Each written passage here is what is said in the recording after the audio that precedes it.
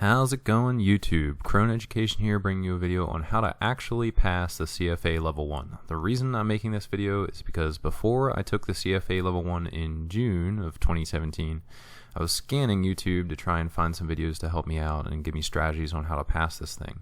And there is a lot of useless information out there, so I thought I'd make a video, show you exactly what I did to pass, and hopefully this helps you out with your CFA Level 1 experience. So now, before we even talk about preparing for the exam, I want to talk about the end result here. So this is kind of what you're shooting for when you take this exam. You want this score report that says you passed enough of these topic areas that you get an overall passing score on the exam.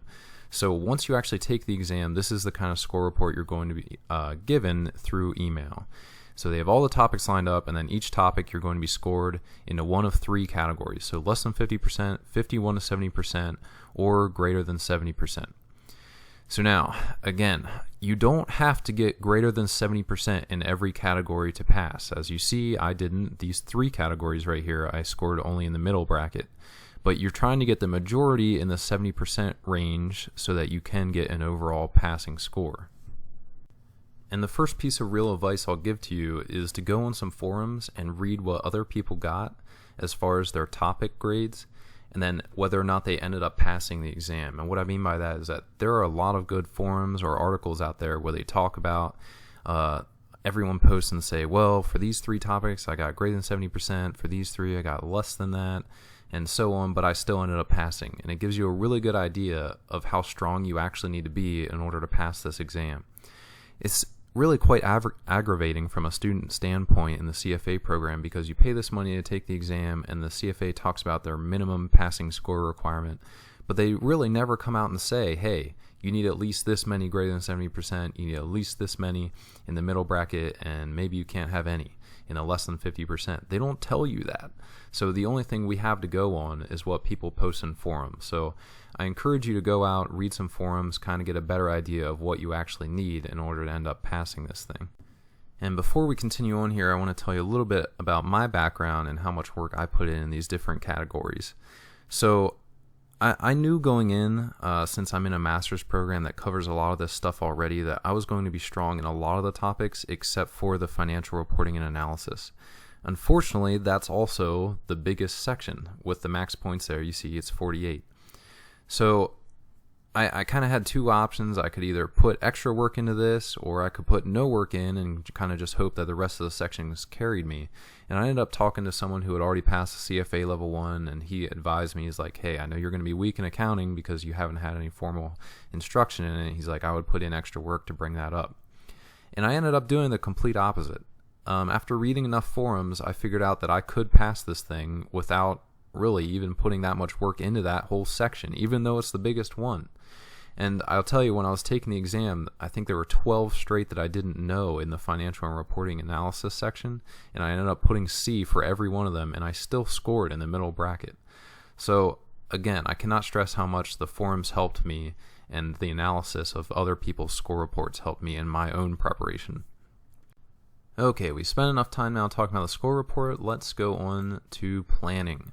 Planning is one of the most important things you can do to help yourself pass this exam. And if you watch some other videos, people are going to say, well, make sure you plan and have a planning schedule and you stick to it. I'm going to show you exactly what I did and the exact plan that I used. So here it is. I laid it out by volumes. When you get CFA Level 1 and you actually pay the money, you're going to end up getting 6 volumes. And each volume is then broken down into different reading sessions. So we have session 1 is ethics and standards, 2 is quantitative methods, so on. And then each session is broken down into different readings. So now each reading I would allot a day. So I took it nice and slow, and I only did 1 reading per day. And I would pretty much do a Saturday and Sunday. And I think I started about 6 months ahead of time. I'm not going to tell you how to plan. I mean, allot 1 day per reading, and then you figure out how much time you're going to need to start ahead of time. But one thing that I do advise you do is you keep track of how you felt on the section. And this is one of the really big things that helped me as I was progressing through the curriculum. So after I would read each section, I would mark it as either, well, I felt really bad about it, I felt comfortable, and I felt solid. And when I felt solid about it, I really didn't revisit it before the exam. But if I felt bad about it, you can bet that I either read it again or at least redid the practice problems again to try and get it into a comfortable section. So going down through here, one of the other big things that you notice, and kind of what I talked about earlier, is that I said that I skimped on the financial analysis section, which is 3, and you can tell that when it's blank here, this means I didn't even read the section. So again, you don't have to put an incredible amount of work into every section. My strategy was to do well in every other section so that I still got an overall passing score, and it ended up working for me. And looking at the rest of the sheet here, the other big things that I did was I kept track of the tricky problems at the end of reading review questions. So at the end of every reading, it's usually the 20 to 40 review questions, and you can go through them and then it gives you the answers. Every one that I missed, I kept track of and I wrote down. And then to that end, I also kept track of my accuracy on those review questions so that I could see, well, it's pretty obvious that if you look at this whole volume, well, the section that I had the most trouble with was the last section of ethics and standards. And then same thing with quantitative methods here, I had the most trouble with the first one. So this really helped me figure out what sections I should go back on and redo. And gotta love the color scheme in Excel, really helps you kind of figure out where your weak areas are. So now let's kind of transition from planning and talk exactly how these readings work and kind of what areas you should focus on and what areas you can kind of ignore. Okay, so let's transition back to the presentation here, and now let's talk about the format of all the readings. So there are 60 in total. Again, I said I allotted 1 day per reading, and then I had some time at the end before the exam to review. So each reading is laid out in the following format. We have 1, learning outcomes, 2, content, 3, summary, 4, practice problems, and 5, solutions. One of the most important things they give you is the learning outcomes. They tell you exactly what you need to know and exactly what the objectives are. And really kind of learning today, and I was a teacher before, and kind of what everyone evolves around in learning are these specific objectives. And every time you go to teach something to high school students or at the college level, there's always some objective that you have to figure out. And the fact that CFA gives you these objectives is really nice, right? So maybe the objective is like my example there, calculate the arithmetic mean of several values. Either you can do that or you can't. So be careful, because they're going to test the majority of these objectives in the exam one way or another. So one of the first things I did when I started a reading, and at least the ones that I did read, I would look at these objectives and then I would write out the objectives in a separate Word doc, and I would say, here's the objective, and I would rephrase it into some question. So if we take our example here, I wouldn't say calculate arithmetic mean of several values. I would say calculate the arithmetic mean of 4, 5, and 6. That way, when I go to review, I'll look at that objective, and I can say, well, I either can do that or I can't, and if I can't, then I need to go back and spend some more time on it. So that's a very simple example. Some objectives are going to be very, very broad, and it might say, be able to analyze this financial statement. And I mean, it's incredibly broad, and that's a bit more difficult to do, and you're going to have to spend quite a bit more time doing that to make sure that you're competent in that objective. Okay, so now let's actually talk about the content of these readings. And I bet a lot of you are thinking, well, do I have to actually read every section in order to pass this thing? And the short answer is no. But I will say that the sections that I read gave me a big edge compared to, obviously, the sections that I just did the practice problems or the sections that I just spent time with the learning outcomes. So I do advise you read the sections. But what I don't advise is that inside of each reading, there are blue example problems. I think these are going to be a waste of your time if all you're trying to do is pass this exam. So within each content section, it's going to break it down, and it's going to give you specific concrete examples, kind of what it's trying to explain. The problem with this is that I think a lot of these go way more specific than the exam ever will, and I just don't think it's good preparation for the exam. I think the best preparation that you're going to get from the exam is going to be from the practice problems at the end. So now let's continue on to summary. The summary is incredibly important. In fact, when I got towards the end and there were some sections I hadn't read, I'd never read a couple of them the whole way through, but what I did do is I looked at the learning outcomes, and then I matched it up with a summary. And you will be amazed how much of the learning outcomes are explained in this summary alone. For some of the readings, I almost guarantee that you could just look at the learning outcomes, rephrase them as questions, and then find all the questions, the learning outcome questions you just made in the summary. So the summary is incredibly important, especially if you're getting time crunched at the end, don't have time to finish all the readings. I would definitely just hit learning outcomes, summary, practice problems, and then be done, move on to the next section. Okay, let's talk formulas now. I am not allowed to tell you what formulas were on my exam. What I am allowed to tell you is that the humans that took this exam are not robots, okay? No one can memorize every formula that is in the CFA curriculum. It's just impossible. There are so many, it's ridiculous. So my advice to you is to kind of figure out the sections that you think will be most important, or the sections that you feel really good at, and memorize those formulas. If it's some massive formula, I wouldn't even waste my time on it, because either the formula is going to be so big you'll spend too much time memorizing it that you could have used elsewhere, or that big of a formula is just not going to be tested.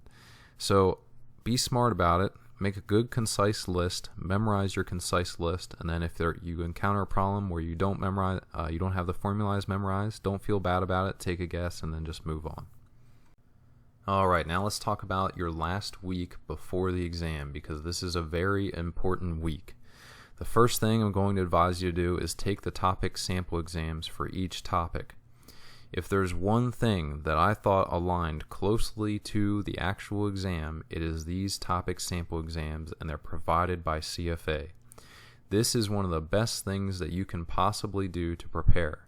And just like I tracked all my other practice questions and my accuracies for those, I did the same thing for the actual topic exams.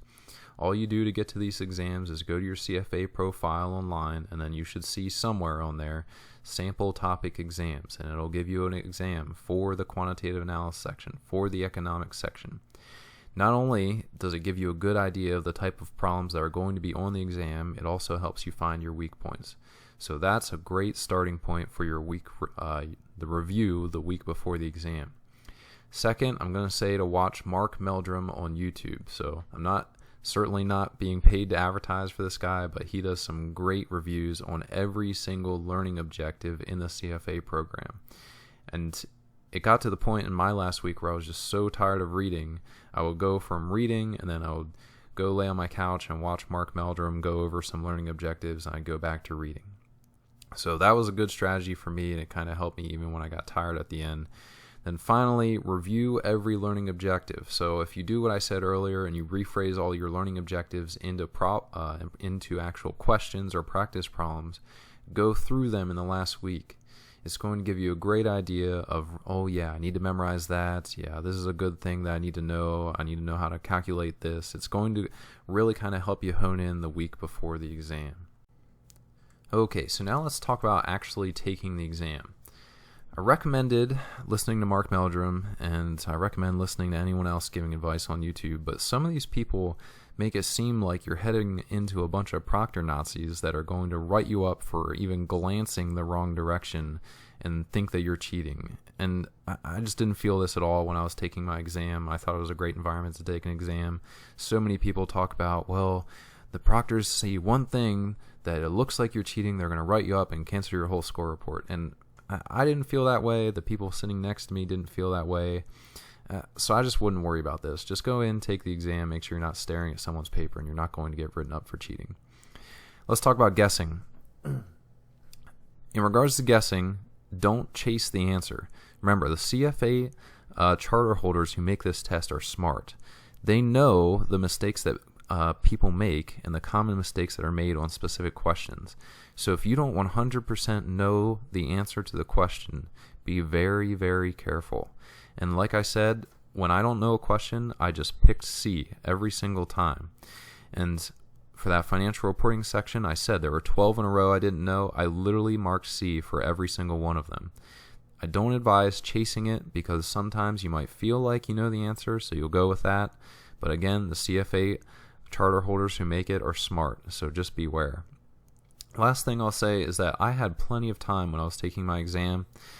The CFA candidate sitting next to me who took the exam had even more time than me. He told me that he went through each section twice with plenty of time left over. In fact, I think by the end, a lot of us had 45 minutes or more left in the final section. So I wouldn't worry about the amount of time it's going to take. I think it's going to be very doable and very easy to complete in the amount of time needed. But that's all the advice I have for you. The last thing I'll leave you with is that this exam is very doable. Don't let these low pass rates scare you. I think the one I took in June of 2017, the pass rate was somewhere in the 40s. It was like 45% or lower or something like that. And that seems very scary, right? Less than half the people that take the exam will pass. But just don't worry about that if you've put the work in. If you've done the readings, done the practice questions, done the topic review questions like I've advised in this video, you're going to be fine and you're going to end up passing this exam. So be confident, do the work, and you'll pass the exam just like I did. If you have any questions or comments, I'll be happy to respond down in the comment section below. So thanks for watching and good luck with your own exam experience.